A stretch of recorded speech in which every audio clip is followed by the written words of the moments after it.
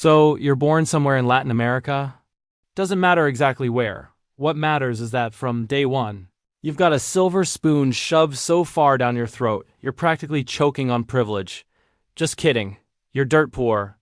Your family lives in a 2-room shack where the roof leaks every time God sneezes. But that's not even the worst part. The worst part is your parents. Your old man is a failed military officer who got discharged for disciplinary issues, which is military code for he punched his commanding officer during a drunken rage.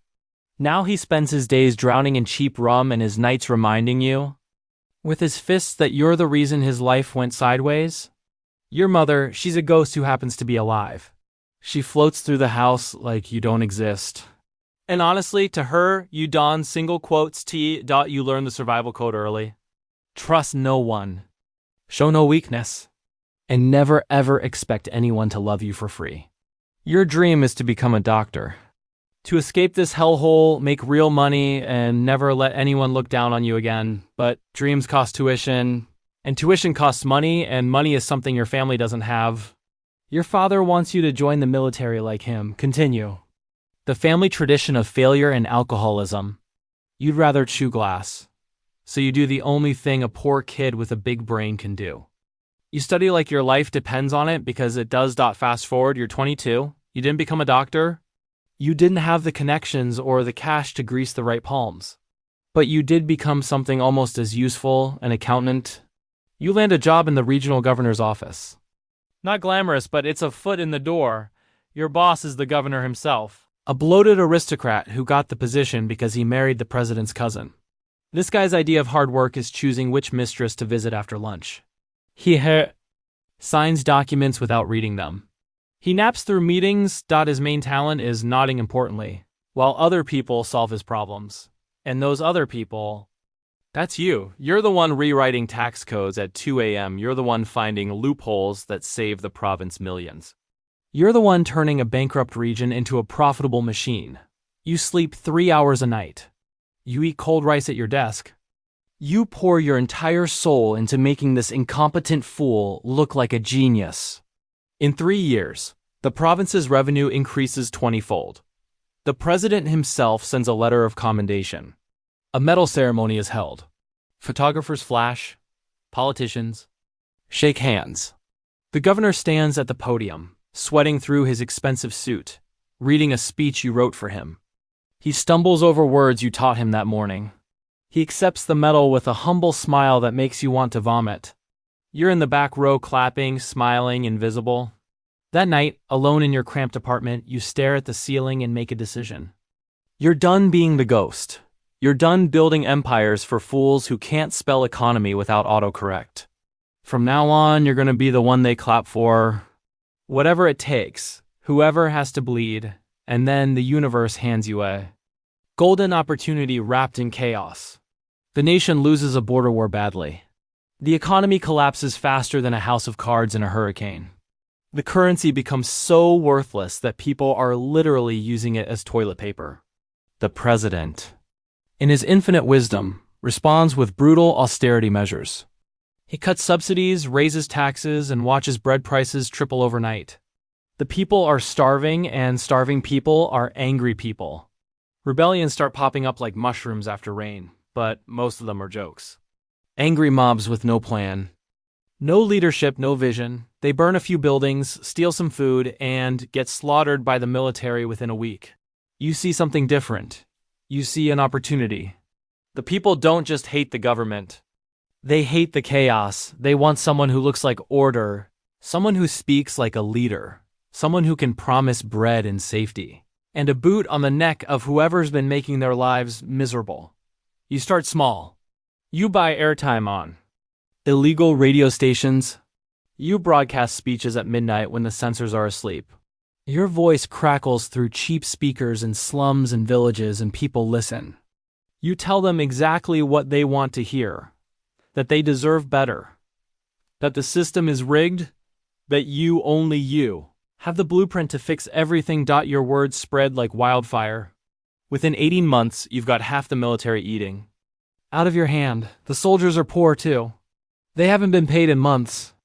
They've got more in common with you than with the fat generals sipping champagne in the capital. The coup is almost boring. One night, the palace gates open from the inside. The presidential guard lays down their weapons. The old regime crumbles. Like wet paper, you walk into the presidential office. The former president is sitting there pathetic, still wearing his silk pajamas. He looks confused like a child who doesn't understand why his toys have been taken. You don't give a speech. You just nod. Your men drag him away. By morning, you've abolished the old republic. You've renamed the nation the People's Republic. Ironic considering what's coming. The crowd outside is chanting your name. Women are weeping with joy. Children are being lifted up to see your face. They're calling you the father of the nation. For the first time in your miserable life, you feel like you actually exist. Year one is paradise. You're the hero, the savior, the man who rose from nothing and toppled the corrupt elite with nothing but brains and guts. You pass reforms. You execute a few of the old regime's worst offenders in public trials that feel like justice. The newspapers print your face on every front page. Artists paint murals of your likeness on buildings. School children memorize your speeches like prayers. And something dangerous starts growing inside you. Every time they chant your name. Every time a general salutes you. Every time a minister nervously asks for your approval, you feel a warmth spreading through your chest. It's better than food, better than sleep, better than any drug. You start looking in the mirror differently. The face staring back isn't an accountant's face anymore, it's something more. Something almost divine. By year two, you've stopped pretending to listen to your advisors. Why would you? You built this. You understand this nation better than anyone. When they disagree with you, it doesn't feel like advice. It feels like blasphemy. How dare these insects correct the sun? The purges begin quietly. No dramatic arrests, no public trials. People just vanish. A minister who questioned your economic policy doesn't show up to work one day. A general who laughed at the wrong joke is found dead in his bathtub. Heart attack. The official report says, everyone knows better. Nobody says a word. The palace gets quieter and the silence feels like respect. But here's the thing about power. Love has an expiration date. A crowd without a common enemy eventually decides that the enemy is its own leader. You need villains to keep the show running. So you decide to manufacture your own monsters. You secretly create two organizations. The first is a network of death squads. You call them the Wolves. Officially, they don't exist. Unofficially, they do your dirty work in the shadows. The second is a public security force. You call them the Shepherds. Heroes in clean uniforms who protect the people from the darkness. Here's the beautiful part. The Wolves create the darkness. The Shepherds save everyone from it, and you control both. Your first major operation is elegant in its brutality. The Wolves bomb a school bus in a remote village. 15 children dead. The nation is paralyzed with grief and terror. You give a televised address with tears streaming down your face, promising vengeance against the separatist terrorists responsible. The Shepherds round up a dozen suspects. They're not terrorists. They're political prisoners who've been rotting in your dungeons for months. You execute them on live television. The crowd cheers. You repeat this formula again and again. A factory. Explosion blamed on foreign saboteurs. An assassination attempt that you heroically survive. Each crisis is a gift. Each tragedy is an opportunity. You are the arsonist and the firefighter. You create the disease and sell the cure. And the people don't just obey you anymore.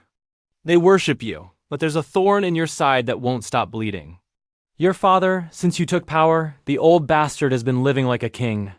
You gave him a mansion, servants, everything he never earned. Greater than Clear's throat, greater than you. Thought it would buy his silence and maybe, just maybe a scrap of respect. You were wrong. Instead of gratitude, he gives you humiliation. He sells embarrassing childhood stories to foreign journalists. He gives interviews calling you his creation, taking credit for your success. He accepts bribes from your enemies just to badmouth you in private. At state dinners, he gets drunk and treats you like a servant in front of your own generals. He's a grease stain on your immaculate image, a living reminder that you were once a scared little boy who got beaten in a leaky shack. You can't just execute him. Killing your own father is a bad look, even for a dictator. But you can't let him keep embarrassing you either. So, you look at a map of the northern province, the separatist region you've been itching to crush. Then, you look at your father drooling into his wine across the table, and the two pieces of the puzzle click together. You organize a reconciliation tour. You convince your father to visit his hometown, the humble village where he grew up. A chance to show the nation that the father of the nation comes from real roots.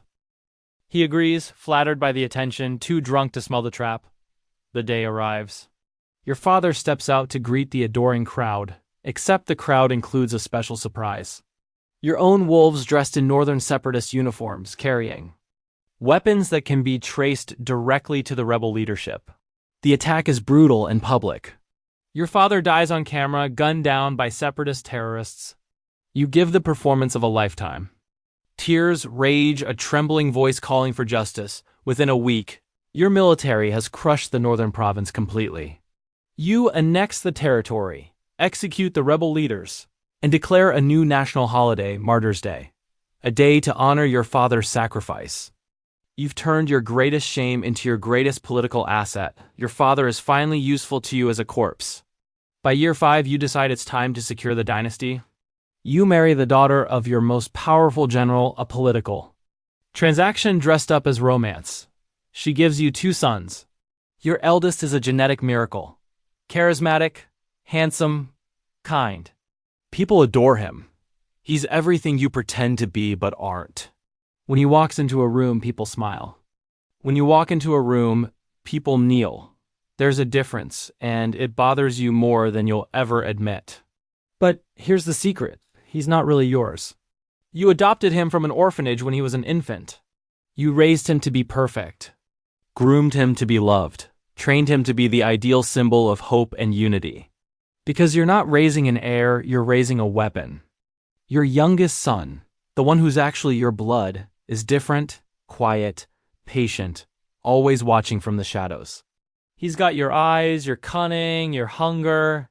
He knows the eldest isn't his real brother. He knows his role is to wait. Year 25. You've been at war with the Federation of Monterosa for nearly a decade. It's a stalemate that's draining both nations dry. The people are tired. The generals are tired. Even you're tired, though you'd never admit it. Peace is possible, but peace requires sacrifice. So you offer your eldest son a marriage alliance. Your golden boy will wed the Federation's princess, uniting the 2 nations and ending the bloodshed forever. The announcement sends shock waves of joy across both countries. Finally, peace. Finally, hope. The wedding day arrives. Thousands gather. Cameras broadcast to millions. Your eldest son stands at the altar. Radiant, beloved, perfect. The toast begins. The princess raises her glass. Your son raises his. They both drink. The princess collapses first. Then your son clutches his chest, gasps, and falls. Chaos erupts. Screaming, panic, guards rushing in. But you stay perfectly still because you know exactly what happened. Your youngest son slipped the poison into both glasses. The hallucinogens in the princess's wine will make her look guilty, erratic, insane. The poison in your eldest wine will make him a martyr. The Federation is blamed. Their own princess murdered your perfect son. The peace treaty is ash. Your nation howls for blood. The war ends in 10 days. Total victory. The Federation surrenders unconditionally. Their president is executed on live television. Their territory is absorbed.